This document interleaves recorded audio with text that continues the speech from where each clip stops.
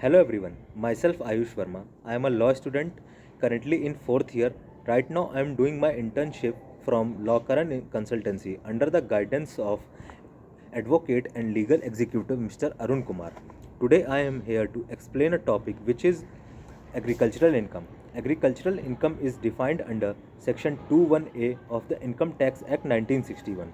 Agricultural income generally means any income whose rent or revenue is received by such land which is used for agricultural purposes and is situated in India. Any income derived from such land by doing agricultural operations and by producing some agricultural produce which is ready to go in market and for the sale purpose. It also comes under agricultural income. Any seedlings or croppings grown in nursery also comes under agricultural income. Examples of agricultural income: growing crops, creepers, and etc. Rent received from agricultural land, or income from sale of seeds, etc.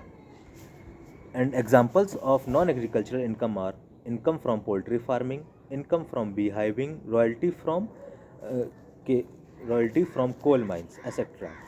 And now there is a question arises: is agricultural income taxable? According to Section 10(1) of the Income Tax Act 1961, agricultural income is exempted from taxation. It means central government cannot levy tax on the agricultural income, but there are two conditions which needed to be fulfilled for getting exempted from paying taxes. Those conditions are: if an SSE's total agricultural income is more than 5,000 rupees in previous year, then we have to pay tax for that income also. Second condition: if an SSE's total income by excluding agricultural income is more than 2 lakh, then he have to pay tax for agricultural income also. And if the SSE is more than of age 60 years, then the total income